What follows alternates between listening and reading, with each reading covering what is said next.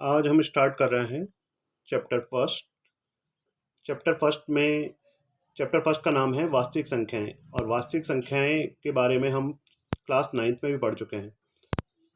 इसमें जैसे first point है आपका प्राकरण संख्याएं।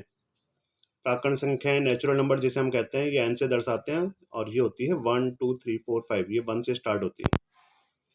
पूर्ण संख्याएं नेचुरल नंबर्स ही होते हैं, केवल एक नंबर एक्स्ट्रा होता है इसमें, 0, बाकी सब वही होते हैं। पूर्णांक संख्याएं, इसमें नेगेटिव नंबर भी आ जाते हैं, -1 -2 डॉट डॉट डॉट डॉट, इसका मतलब -3 -4 वगैरह सब जितने भी नेगेटिव नंबर हैं वो भी अगर इसमें इंक्लूड कर लें तो वो कहलाती है पूर्णांक संख्याएं। परिमेय संख्याएं, वे संख्याएं जिन्हें p/q के रूप में लिखा जा सकता है जहां p/q पूर्णांक है तथा q is not equal to 0 है। जैसे 2/3, इसमें p का मान 2 है, q का मान 3 है, दोनों पूर्णांक है। पूर्णांक ये वाले हैं, देखिए इसमें धनात्मक मान भी हो सकता है, ऋणात्मक मान भी हो सकता है, पॉजिटिव नेगेटिव भी हो सकता है, 0 भी हो सकता है। p का मान 0 हो सकता है लेकिन q is not equal to 0, यानी कि बटे वाली संख्या 0 नहीं होनी चाहिए। तो 2 और 3 दोनों पूर्णांक हैं, नीचे 0 नहीं है। यहाँ भी -1 और 5 दोनों पूर्णांक हैं, नीचे 0 नहीं है। ऐसा ही आगे वाले एग्जाम्पल में देख सकते हैं। 0 को हम 0/1 लिख सकते हैं, तो देखिए p की वैल्यू 0 है, q की वैल्यू तो 1 है। ये 2/1 लिखा जा सकता है, ये -5/1 लिखा जा सकता है, तो q की वैल्यू 1 आ रही है इसमें, और -5 और 1 दोनों ही पूर्णांक हैं, नीचे 0 नहीं है, इसका मतलब ये भी परिमेय संख्या के उदाहरण है। ये पॉइंट वाली संख्या है, पॉइंट में हम अगर पॉइंट हटा दें तो 27/100 हो जाएगा, तो 27/100 भी एक परिमेय संख्या होगी। 001 बार को p/q के रूप में लिखना हम 9th क्लास में सीख चुके हैं, तो ये भी एक परिमेय संख्या का उदाहरण है। जिन पे बार लगा होता है वो सब परिमेय संख्या होती है, इन्हें p/q के रूप में लिखना सीख चुके हैं हम। 16 का वर्गमूल होता है 4, तो जिन संख्याओं का वर्गमूल पूरा निकल जाता है वो भी परिमेय संख्या है, क्योंकि 16 का वर्गमूल 4 होता है और 4 को हम 4/1 लिख सकते हैं, तो ये भी एक परिमेय संख्या का उदाहरण है। अपरिमेय संख्याएं, वे संख्याएं जिन्हें p/q के रूप में नहीं लिखा जा सकता है जहां p/q पूर्णांक है तथा q is not equal to 0 है। देखिए लास्ट ईयर हमने शांत दशमलव और अशांत आवर्ती दशमलव और अशांत अनावर्ती दशमलव पढ़े थे, तो ये जो अशांत अनावर्ती है ना, ये अपरिमेय संख्या के उदाहरण होते हैं। इनमें एक तो ये डॉट डॉट डॉट लगा होना चाहिए, रिपीट नहीं होना चाहिए, जैसे 10 के बाद 100 आ गया, फिर 1000 आ गया, फिर 10,000 आ गया, तो 10 के बाद कंटिन्यू 10 10 10 10 नहीं आना चाहिए, तो ये अपरिमेय संख्या का उदाहरण बन जाएगा। जिन संख्याओं का वर्गमूल पूरा नहीं निकलता है, जैसे √2 √3 √5, ये भी अपरिमेय संख्या के उदाहरण होते हैं। और पाई भी एक अपरिमेय संख्या का उदाहरण है। पाई के बारे में पिछले साल ही बताया गया था। पाई का जो 22/7 मान है वो उसका लगभग मान है, एक्चुअल मान नहीं है, इसलिए ये अपरिमेय संख्या का ही उदाहरण है। वास्तविक संख्याएं, परिमेय और अपरिमेय संख्याएं मिलकर वास्तविक संख्याएं कहलाती हैं। इसके बाद देखिए 10th क्लास में जो हमारे लिए नया टॉपिक है वो है यूक्लिड विभाजन प्रमेय का। दो धनात्मक पूर्णांक a और b दिए रहने पर ऐसी अद्वितीय पूर्ण संख्याएं q और r विद्यमान है कि a बराबर bq plus r, 0 is less than equal to r is less than b है। तो इसका मतलब क्या है, देखिए ये आप लोगों ने छोटी क्लासेज में पढ़ा होगा, भाज्य बराबर भाजक इंटू भागफल प्लस शेषफल, तो ये उसी का उदाहरण है। और यहाँ ये लिखा गया r, r यानी कि शेषफल। शेषफल का मान 0 हो सकता है, ये बराबर का चिन्ह भी लगा हुआ है नीचे, तो 0 के बराबर हो सकता है, शेषफल 0 से बड़ा हो सकता है, लेकिन b से छोटा होगा। b क्या चीज है? भाजक, यानी कि शेषफल का मान भाजक से हमेशा छोटा ही होगा। देखिए यहाँ पे एक उदाहरण दिया है, जैसे 7 का भाग 44 में दे रहे हैं हम, तो 6 बार जा रहा है और 2 शेष बच रहे हैं। तो अगर यही मान 42 होता तो शेषफल 0 आता, 43 होता तो शेषफल 1 आता, 44 होने पे शेषफल 2 आ रहा है, 45 होने पे 3 आएगा, इसी तरह 46 होने पे 4, 47 होने पे 5, 48 होने पे 6, और अगर 49 हो जाएगा तो शेषफल का मान फिर से 0 हो जाएगा, क्योंकि साथों साथ 49 हो जाएगा। यानी कि शेषफल का मान हमेशा 7 से छोटा छोटा ही रह रहा है। 48 होने पर शेषफल हाईएस्ट 6 बचा था, और ये 49 होते ही शेषफल का मान फिर से 0 हो गया, यानी शेषफल का जो मान है वो हमेशा भाजक से छोटा ही होगा। तो ये वाला रूल है ये, और इसको हम ऐसे लिख सकते हैं, भाज्य बराबर भाजक इंटू भागफल प्लस शेषफल। देखिए एक्सरसाइज 1.1 के फर्स्ट क्वेश्चन में हमें यूक्लिड विभाजन प्रमेय का द्वारा HCF ज्ञात करना है। तो 867 और 255 इसका HCF हम निकालने जा रहे हैं। तो 867, देखिए 867 में 255 का भाग दिया मैंने, छोटी संख्या का भाग बड़ी संख्या में दीजिए। तो भाग दिया 3 बार, 765 आए, 102 बचे। तो जिसमें भाग दे रहे हैं वो A कहलाता है, जिसका भाग दे रहे हैं वो B कहलाता है। भाग जितनी बार गया वो Q और जो शेष बचा वो R। तो नियम होता है A बराबर B into Q plus R। तो A बराबर B into Q plus R।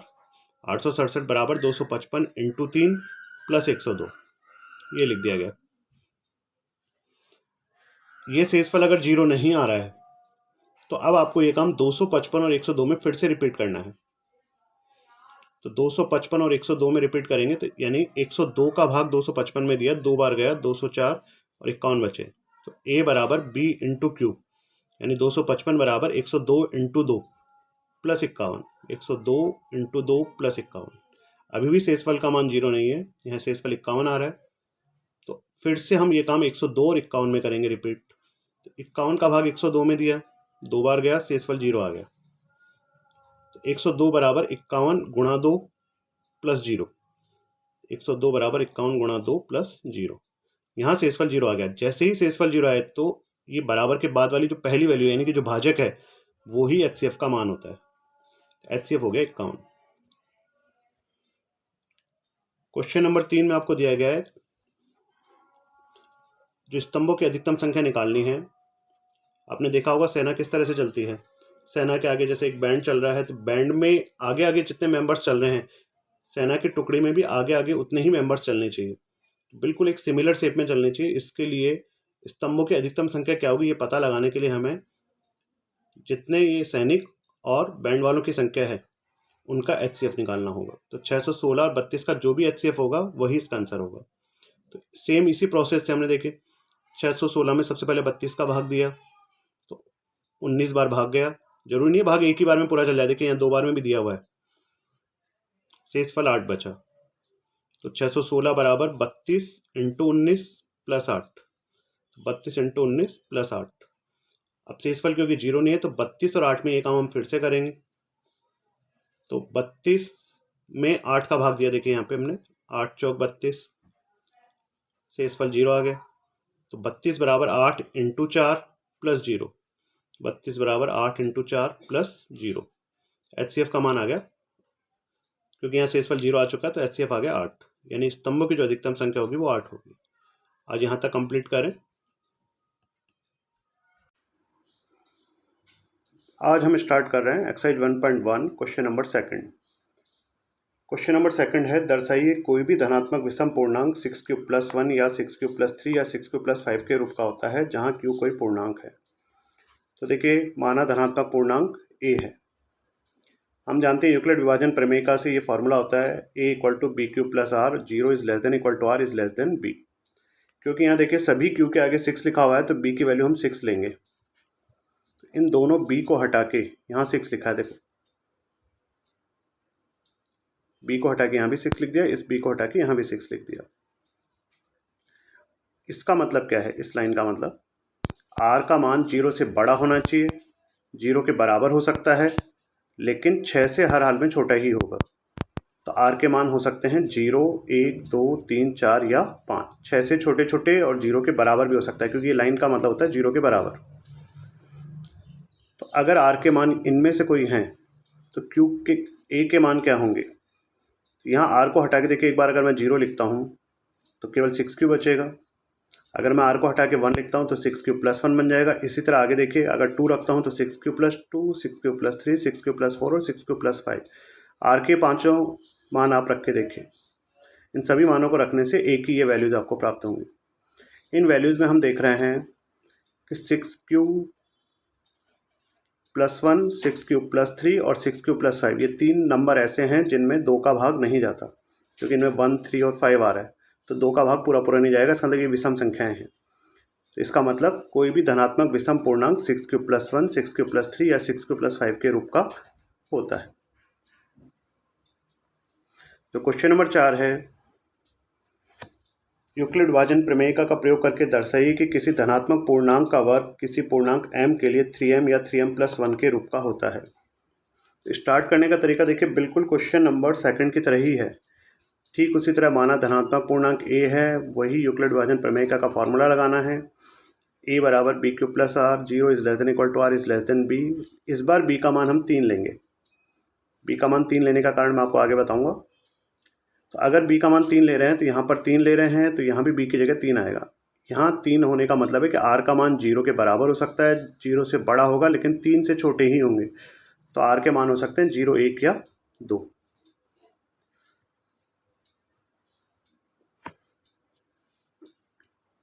r की इन 3 मानों के आधार पर देखिए a के 3 मान क्या होंगे।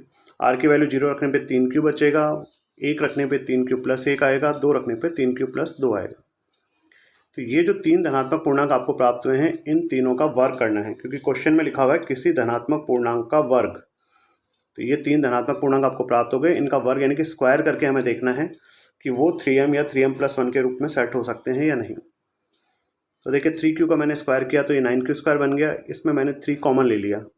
3 कॉमन लेने के बाद अंदर 3q² बचा, जो भी इनसाइड बचा उसको मैंने m मान लिया, तो ये 3m के रूप में सेट हो गया, जहाँ m की वैल्यू ये वाली है 3q²। तो देखिए यहाँ पे b का मान 3 लेने का रीज़न यहीं से समझ में आएगा आपको। अगर b का मान 3 नहीं लेते तो ये 3 कॉमन नहीं आता। अगर जैसे b का मान 1 लेते हैं तो ये 1q² होता, तो 3 कॉमन नहीं आ पाता। b का मान 2 लेते तो 2q का होल स्क्वायर 4q² बनता, तब भी 3 कॉमन नहीं आता। लेकिन 3 लेने से ये 9q² बना और इसमें से 3 कॉमन आने की सिचुएशन बन गई। 3 कॉमन आएगा तभी जो भी अंदर बचेगा उसे m लिख पाएंगे और ये 3m बन पाएगा। तो इसलिए 3 कॉमन आना जरूरी है, इसलिए b का मान 3 लिया गया है। अब जो सेकंड था 3q+1, उसका स्क्वायर करके दिखा रहा हूँ मैं। देखिए तो a² + 2ab + b² वाले फॉर्मूले से, तो 3q का स्क्वायर 2 × a × b यानी 3q × 1 और b का स्क्वायर यानी कि 1 का स्क्वायर। ये a है, ये b है। 3q का होल स्क्वायर हो गया 9q², इन तीनों को मल्टीप्लाई करें तो 6q, 1 का स्क्वायर होता है 1। फर्स्ट और सेकंड में अगर हम देखें तो 3 कॉमन आने की सिचुएशन बन रही है। तो ये 3 कॉमन तभी आ पाएगा जब b की वैल्यू 3 लें। 3 का भाग 9 में 3 बार जाएगा तो 3q², 3 का भाग 6 में 2 बार q। हालांकि इन दोनों में देखिए q भी कॉमन है, लेकिन q आपको कॉमन नहीं लेना, आपको सिर्फ 3 कॉमन लेना है और जो भी ब्रैकेट के अंदर आ जाए उसे m मान लेना है। और +1 जो अलग से चल रहा था वो कंटिन्यू में चल ही रहा है 3, और जो ये ब्रैकेट में आया उसको मैंने m मान लिया, तो ये 3m+1 बन गया। और मैं यहाँ एक्सप्लेन कर देता हूँ कि m मैंने किसे माना है। तो मैंने m माना है 3q² + 2q को। जो लास्ट वाला पार्ट था इसका 3q+2, उसका भी स्क्वायर करके दिखाया। देखिए यहाँ पे 3q का स्क्वायर 2 × 3q × 2, 2 का स्क्वायर a² + 2ab + b² वाले फॉर्मूले से, तो ये 9q² बन गया। इन तीनों को मल्टीप्लाई करने पे 12q, 2 का स्क्वायर 4। इन तीनों में 4 में देखिए इस बार अगर हम इन दोनों में डायरेक्ट कॉमन ले लेते तो 3m+4 बन जाता, लेकिन हमें 3m+4 बनाने के लिए लिखा नहीं है, हमें 3m+1 बनाना है। इसलिए इस 4 को मैंने 3+1 में तोड़ दिया, 2 टुकड़े कर दिए इसके। तो अब ये जो फर्स्ट, सेकंड और थर्ड 3 पार्ट है, इन तीनों में देखिए 3 कॉमन आ रहा है, तो 3 कॉमन ले लिया। यहाँ से बचा 3q², यहाँ से बचा 4q, यहाँ से बचा 1। 3 कॉमन लेने के बाद जो भी ब्रैकेट के इनसाइड आया इसको मैंने m मान लिया, तो ये 3m+1 बन गया। तो उसी तरह से देखिए इस 4 को 3+1 लिखने के कारण ये 3m+1 के रूप में सेट हो गया। और ये एक्सप्लेन कर दिया कि m किसको माना है मैंने, तो 3q², 4q और 1 को माना है। तो जो भी ब्रैकेट में बचे किसी को भी m मान सकते हैं आप, लेकिन 3 कॉमन आना कंपलसरी है, इसलिए b की वैल्यू 3 ली गई थी स्टार्टिंग में।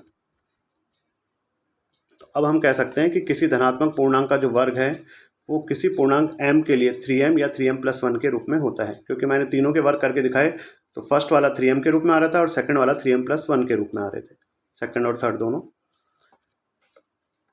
इसी तरह देखिए क्वेश्चन नंबर 5 को भी स्टार्ट करने का तरीका काफ़ी कुछ मिलता जुलता है।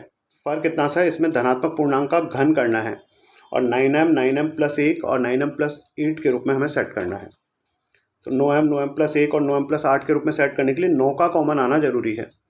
इसमें भी b का मान 3 ही लेंगे, क्योंकि 3 का क्यूब करने पर, क्योंकि इसमें लिखा धनात्मक पूर्णांक का घन है, यानी कि क्यूब करना पड़ेगा। क्यूब करने पे 9 कॉमन आना चाहिए।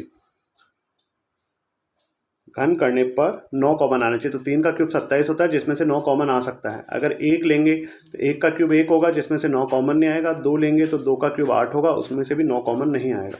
लेकिन अगर 3 लेंगे तो 3 का क्यूब 27 हो जाता है और उसमें से 9 कॉमन आ जाएगा। इसलिए यहाँ भी b का मान 3 ही लेंगे। तो स्टार्टिंग के काफ़ी स्टेप तो सिमिलर ही हैं जो अपने क्वेश्चन नंबर 4 में भी पढ़े हैं।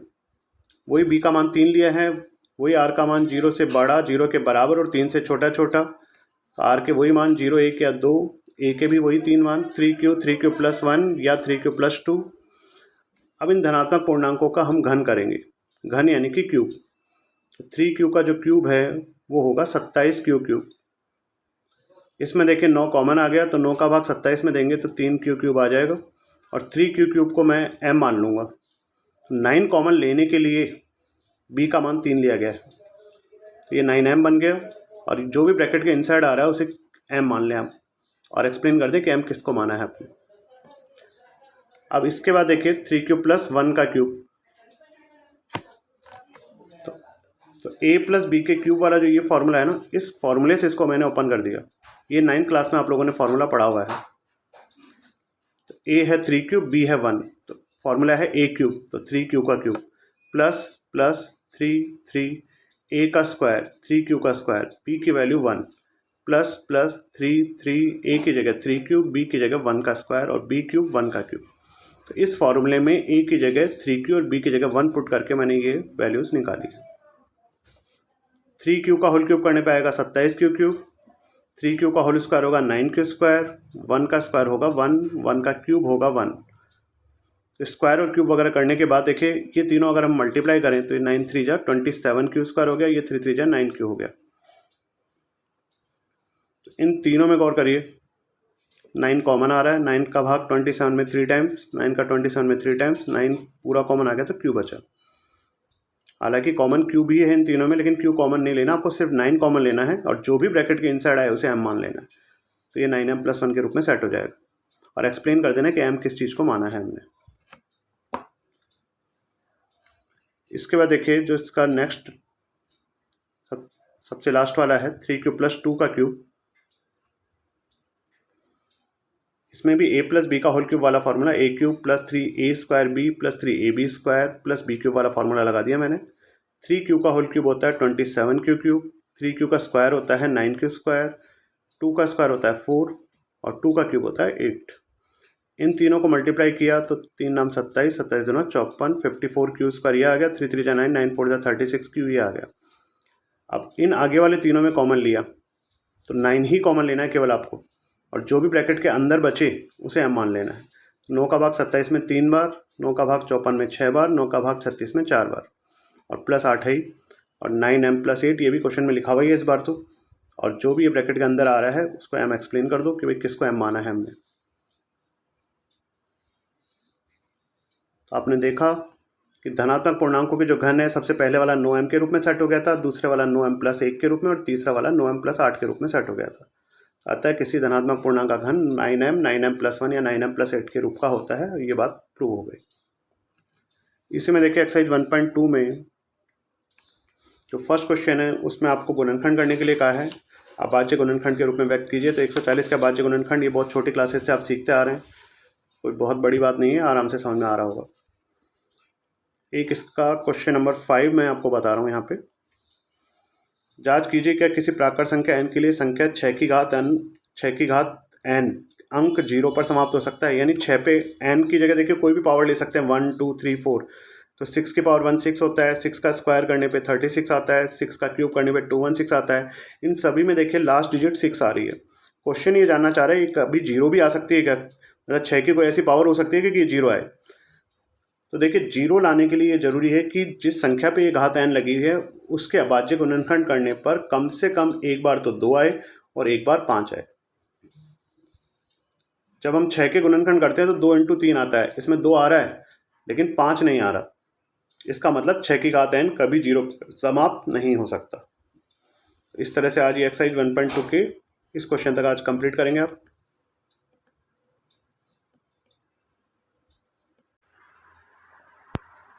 आज हम स्टार्ट कर रहे हैं एक्सरसाइज 1.2 का सेकंड क्वेश्चन। सेकंड क्वेश्चन में दो पूर्णांकों के गुणनफल निम्नलिखित युग्मों के एचसीएफ और एलसीएम आपको ज्ञात करने हैं। इसकी जांच करनी है कि दो संख्याओं का गुणनफल एचसीएफ और एलसीएम के गुणा के बराबर होगा। तो देखिए सेकंड का थर्ड क्वेश्चन मैं यहाँ करके दिखा रहा हूँ आपको। 336 और 54। सबसे पहले हम 336 के अभाज्य गुणनखंड करेंगे, ये काम आपको करना आता है, और 54 के गुणनखंड करेंगे।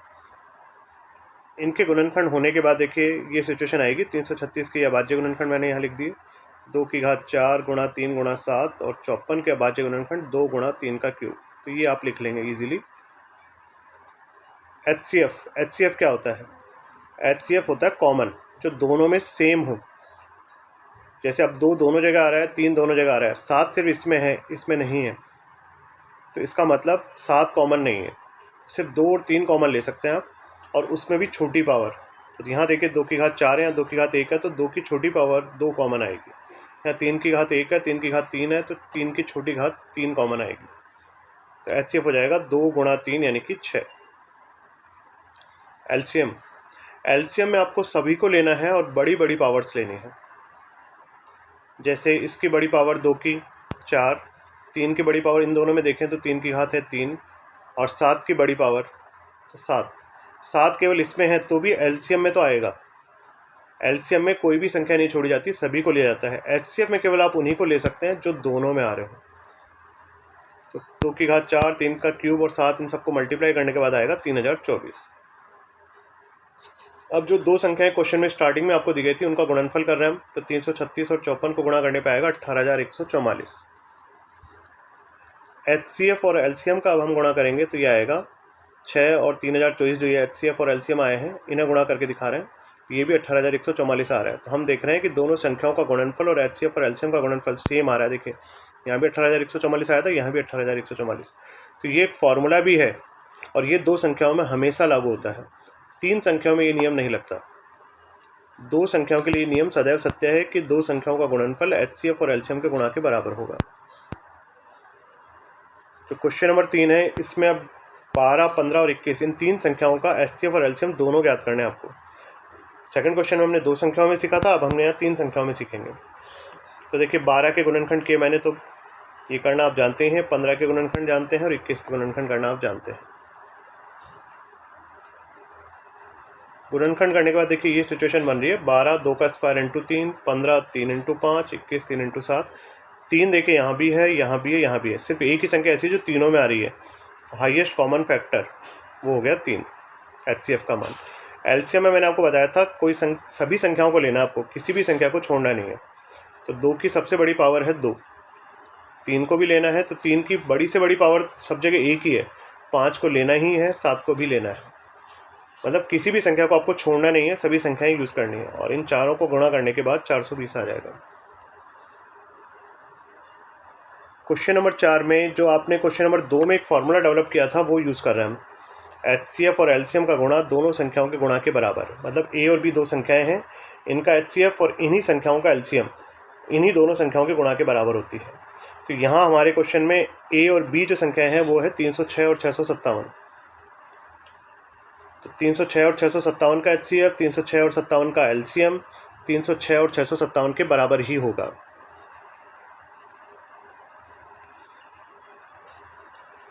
तो एचसीएफ 306 इंटू 657 का मान आपको 9 दे रखा है क्वेश्चन में। तो 9 इंटू एलसीएम ये ऐसे कैसे लिख दिया, और ये दोनों राइट हैंड साइड भी सेम टू सेम लिख दिए। तो ये जो 9 यहाँ गुणा में है वो जाएगा इन दोनों के नीचे। 9 से 657 कट गया 73 बार, 73 को 306 से गुणा करने पर आया 22,338।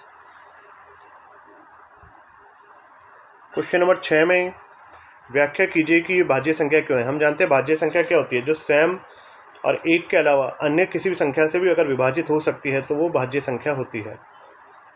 तो देखिए इसका कैलकुलेशन हम कर रहे हैं। यहाँ 7 इंटू 11 इंटू 13 ये तीनों एक साथ हैं गुणा में, प्लस 13 ये सेकंड पार्ट। मतलब ये तीनों एक साथ हैं फर्स्ट पार्ट, प्लस और ये 13 अकेला है सेकंड पार्ट। 13 दोनों में कॉमन आ रहा है, ये 13 बाहर आ गया। यहाँ से बचा फर्स्ट पार्ट से 7 और 11, और जो सेकंड पार्ट 13 है क्योंकि 13 कॉमन आ गया तो अंदर बचेगा 1। 11 को 7 से गुणा करने पे 77 आएगा, उसमें 1 जोड़ेंगे तो 78 आएगा। 78 इंटू 13 1014, यानी इसका कैलकुलेशन 1014 आ रहा है। और देखिए यहाँ पे हम देख रहे हैं 13 और 78 को गुणा करने पे ये आया है। इसका अंदर निश्चित रूप से 13 का भाग इसमें 78 बार, 78 का भाग इसमें 13 बार तो कन्फर्म जाएगा ही, यानी कि 1014 स्वयं के अलावा अन्य संख्याओं से भी विभाजित है। इसका मतलब ये एक भाज्य संख्या है।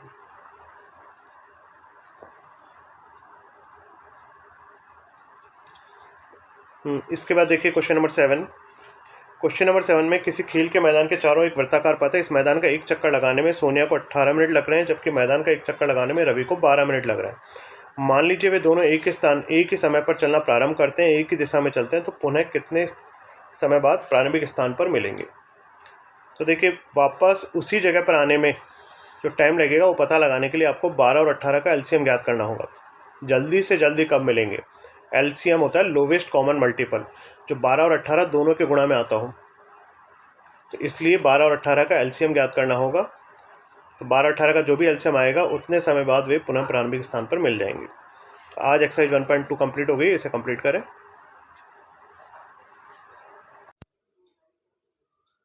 आज हम स्टार्ट कर रहे हैं एक्सरसाइज 1.3। इस एक्सरसाइज के प्रश्नों को करने का तरीका कुछ अलग है, और वो तरीका ये है कि जैसे आपसे अगर कोई कहे कि 2 + 2 = 4 प्रूव कीजिए। अब हम जानते हैं 2 + 2 4 ही होता है, फिर भी उसे प्रूव करना है तो इसका उल्टा मान लीजिए। 2 + 2 4 नहीं 5 होते हैं। जैसे ही आप 2 + 2 4 की जगह 5 मानेंगे, आगे हर चीज़ में प्रॉब्लम्स क्रिएट होगी। तो कुछ चीज़ें यूनिवर्सल ट्रूथ होती है, और अगर हम कोई उल्टी चीज़ मान लेते हैं तो हमें प्रॉब्लम्स क्रिएट होना स्टार्ट हो जाती है। तो फिर हम कहते हैं कि प्रॉब्लम्स क्रिएट हो रही है, इसका मतलब हमने कोई गलत बात मान ली, इस कारण ये प्रॉब्लम्स क्रिएट हो रही हैं। तो इसका मतलब 2 + 2 5 नहीं 4 ही होते हैं। तो ठीक इसी तरह इन क्वेश्चंस को करने का तरीका है। जैसे √5 को एक अपरिमेय संख्या सिद्ध करना है, वैसे हम जानते हैं √5 परिभाषा के अनुसार अपरिमेय संख्या ही होती है, लेकिन अगर अपरिमेय संख्या सिद्ध करनी है तो हम मान लेते हैं कि माना √5 एक परिमेय संख्या है। अब अगर हम परिमेय मानते हैं तो देखिए आगे किस तरह से प्रॉब्लम्स क्रिएट होती है वो आपको एक्सप्लेन करेंगे। जैसे ही प्रॉब्लम क्रिएट होगी हम कहेंगे कि √5 परिमेय नहीं है, अपरिमेय संख्या ही है।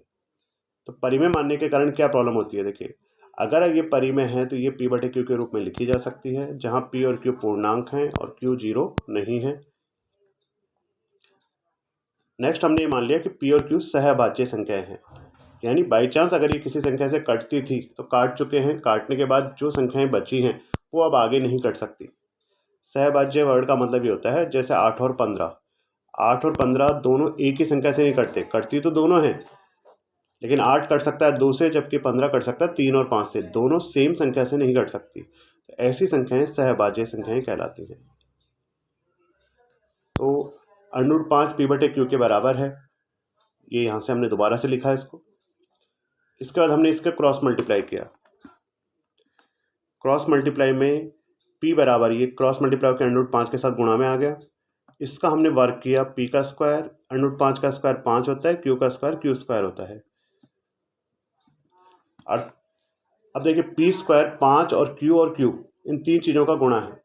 कि कोई भी संख्या अपने गुणनखंडों से हमेशा विभाजित होती है। जैसे 15 के गुणनखंड 3 × 5 हैं, तो 15 में 3 का भी भाग जाएगा, 15 में 5 का भाग भी जाएगा। तो इसी तरह P² 5 × Q² है, इसका मतलब P² में 5 का भाग जाएगा। तो P² 5 से भाज्य है, ये पता चल रहा है यहाँ से हमें।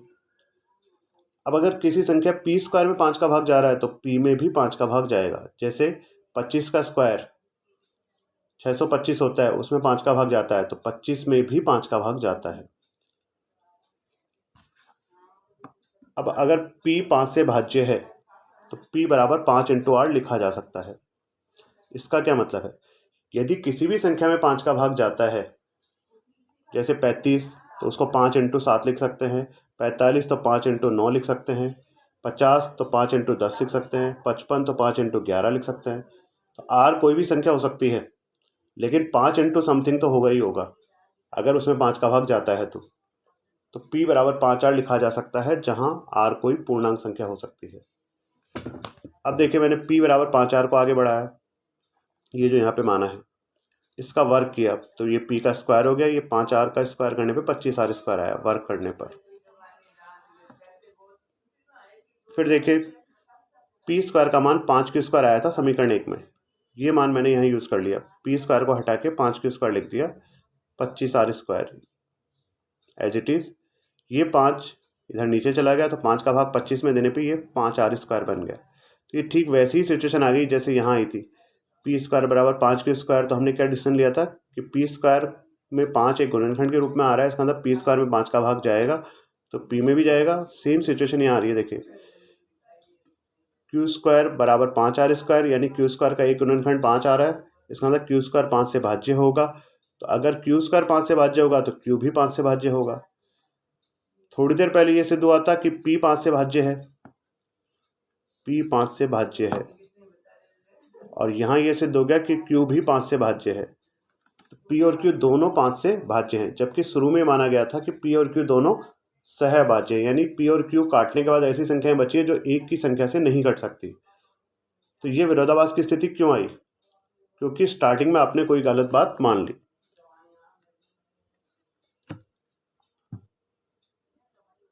स्टार्टिंग में हमने √5 को परिमेय मानने की गलती की थी, इस कारण ये विरोधाभास प्राप्त हुआ आपको। अब हम इस निष्कर्ष पर पहुंच रहे हैं कि √5 अपरिमेय ही है। इस तरह से इन क्वेश्चंस को करना है आपको। सेम सेकंड क्वेश्चन देखिए अलग तरीके से, थोड़ा सा अकेला √2, अकेला √3, अकेला √5 हो, जब तो ये करने का तरीका क्वेश्चन फर्स्ट की तरह रहेगा। लेकिन अगर इस तरह के क्वेश्चन हो जिसमें कुछ परिमेय कुछ अपरिमेय संख्याओं को मिलाकर एक अपरिमेय संख्या बनाई गई है और उसे अपरिमेय प्रूव करने के लिए कह रहा है, तो फिर आपको करने का तरीका ये रहेगा कि हम पहले से जानते हैं कि √2, √3 व √5 अपरिमेय संख्याएं हैं, उसके आधार पर इन क्वेश्चंस को हल करेंगे। तो माना 3 + 2 √5 एक परिमेय संख्या है, ठीक विपरीत, क्योंकि हमें अपरिमेय प्रूव करना है तो परिमेय मान लेते हैं। परिमेय मान रहे हैं तो इसका मतलब p/q के रूप में लिखी जा सकती है। p और q पूर्णांक हैं, q 0 नहीं है। अब 3 + 2 √5 को p/q लिखा यहाँ पे हमने। ये जो 3 है ये इधर से उधर जाकर -3 हो जाएगा। हमारा टारगेट जो इसमें रहेगा वो ये रहेगा कि जो भी अंडर रूट की संख्या है उसकी वैल्यू हम निकालें। जैसे मेरा टारगेट इसमें √5 का मान निकालने का है, पहले 3 उधर जाकर माइनस कर दूंगा, फिर ये 2 बटे में ले जाऊंगा, तो इस तरह से ये दोनों हट जाएंगे यहाँ से और √5 का मान निकल जाएगा। तो 3 इधर से उधर जाकर माइनस हो गया, लेकिन ये 2 डायरेक्ट बटे में नहीं जा सकता, पहले मुझे इन दोनों का एलसीएम लेना पड़ेगा, क्योंकि पूरे के बटे में तभी आएगा वो।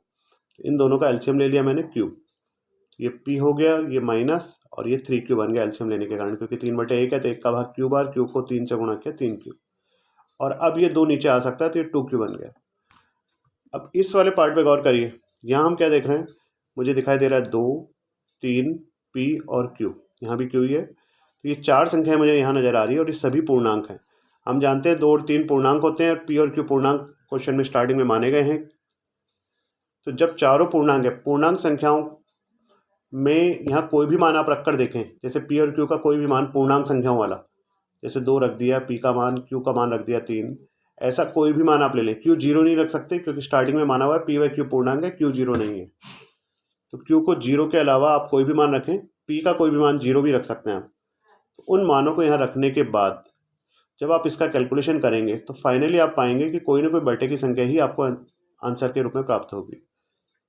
तो इसका मतलब क्या है, बटे की संख्याएं हम जानते हैं सब परिमेय संख्या होती है, तो इसका मतलब इसका कैलकुलेशन हमें हमेशा एक परिमेय संख्या देगा।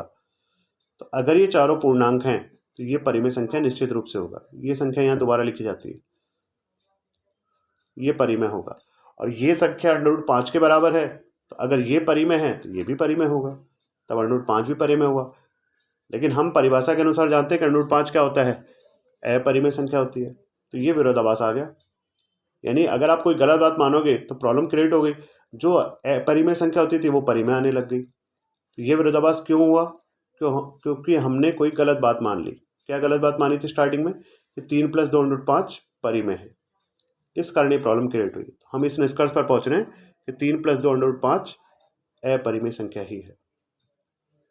देखिए इसके जो बाकी के क्वेश्चन हैं उसके स्टार्टिंग करने का तरीका मैं आपको आ जाता हूँ।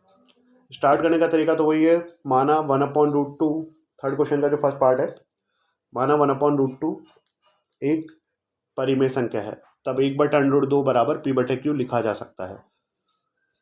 फिर इस 1/√2 बराबर p/q को आगे बढ़ाएंगे आप इस तरीके से, इसको √2/√2 से गुणा करेंगे हर का परिमेयकरण करने के लिए।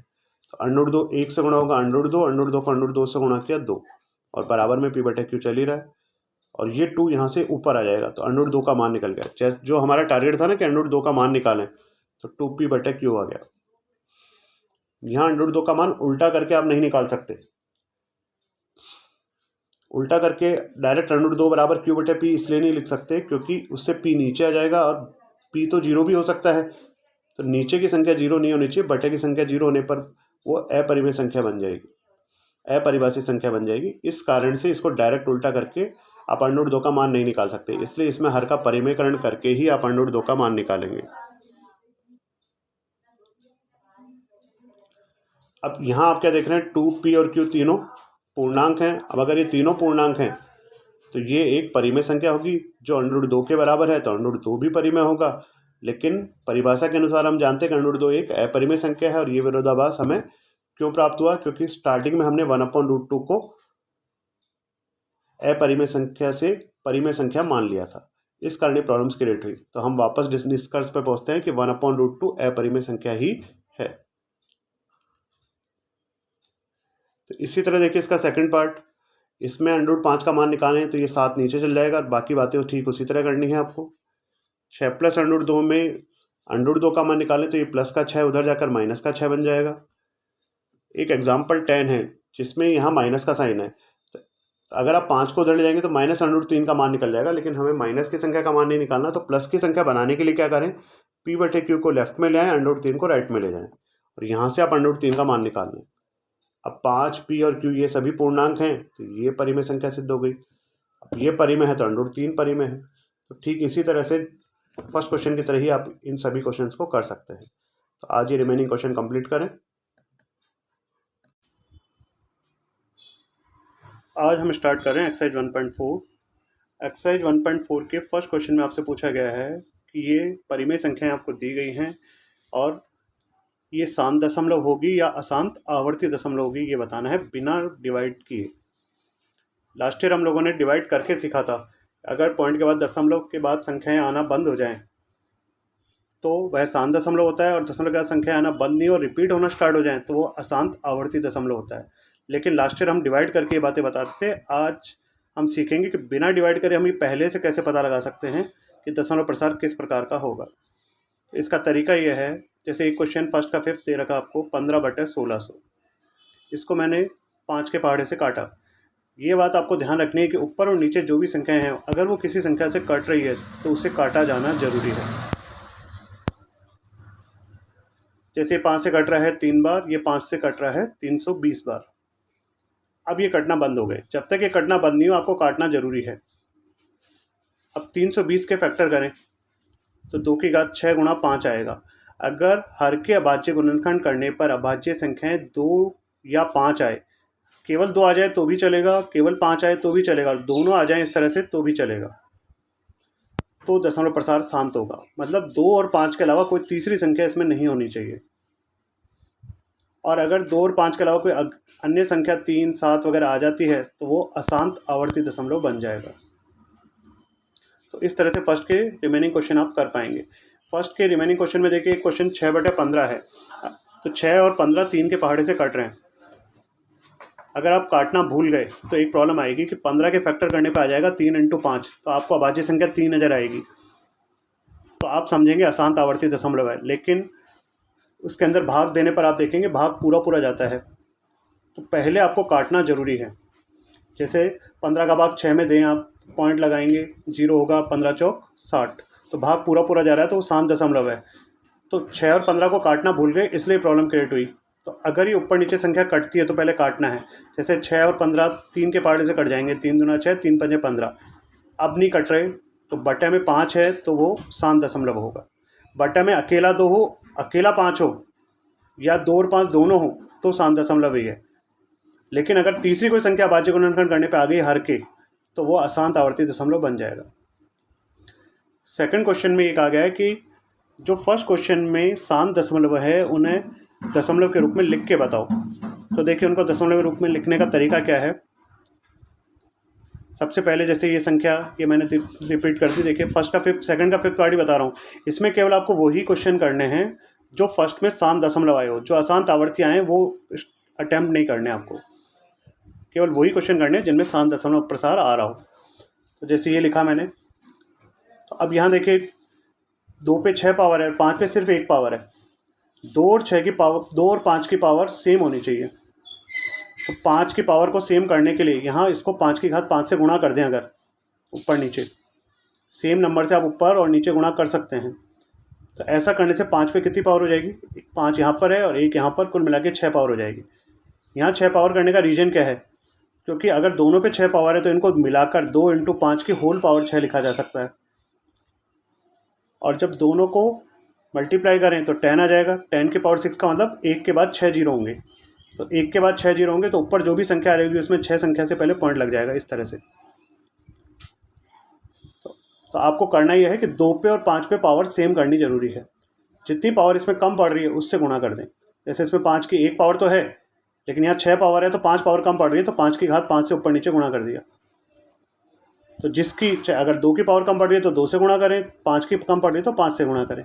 जिसकी भी जो भी पावर कम पड़ रही है उतनी पावर से यहाँ मल्टीप्लाई ऊपर नीचे कर दें। अकेला 2 की घात 6 होता तो 5 की घात 6 से ऊपर, 5 की घात 6 से नीचे गुणा करते। कुल मिला के 2 और 5 दोनों होने चाहिए और दोनों की पावर सेम होनी चाहिए। ऐसा करने से 2 × 5 के होल पावर बन जाते हैं और 10 की पावर बन जाती है, और जितनी पावर बनती है उतने से पहले पॉइंट लगा दिया जाता है। तो इस कारण से ऐसा करते हैं। जो क्वेश्चन नंबर 3 है उसमें आपको ये पूछा गया है कि पहले तो ये संख्याएं जो भी आपको दी गई है 3 संख्याएं, वो परिमेय है या अपरिमेय। अपरिमेय है जब तो आपको कुछ नहीं करना। जैसे सेकंड पार्ट इसका अपरिमेय संख्या का उदाहरण है, तो उसमें तो आपको कुछ नहीं करना। फर्स्ट और थर्ड पार्ट, क्योंकि इसमें दशमलव के बाद अंक आना बंद हो गए, तो ये परिमेय संख्या है। और थर्ड पार्ट में रिपीटेशन वाला बार का निशान लगा हुआ है, तो ये भी परिमेय संख्या है। अगर वो परिमेय संख्या है तो वो क्वेश्चन ये पूछ रहा है कि इसके हर के अभाज्य गुणनखंड के बारे में आप क्या कह सकते हैं, क्योंकि अभाज्य गुणनखंड के बारे में क्या कहना चाहते हैं। तो हम जानते हैं, देखिए पॉइंट का अगर अंक आना बंद हो गया इसका मतलब ये शांत दशमलव है। शांत दशमलव अभी थोड़ी देर पहले मैंने आपको बताया था कि शांत दशमलव केवल वही होते हैं जिनमें हर के अभाज्य गुणनखंड करने पर 2 या 5 आए केवल। तो इसका मतलब इसके अभाज्य गुणनखंड में 2 या 5 या दोनों के अलावा अन्य अभाज्य संख्या नहीं होगी।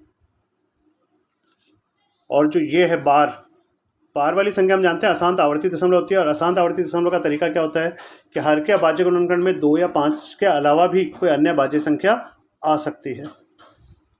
तो परिमेय संख्या तो ये भी है, लेकिन ये अशांत आवर्ती दशमलव, और अशांत आवर्ती दशमलव तभी आता है जब हर के अभाज्य गुणनखंड करने पर 2 या 5 के अलावा कोई तीसरी संख्या भी आ जाए। तो ये इसके बारे में लिखना है आपको। इस तरह से आज एक्सरसाइज 1.4 कंप्लीट हो गई और ये चैप्टर फर्स्ट भी आज आपका कंप्लीट हो गया।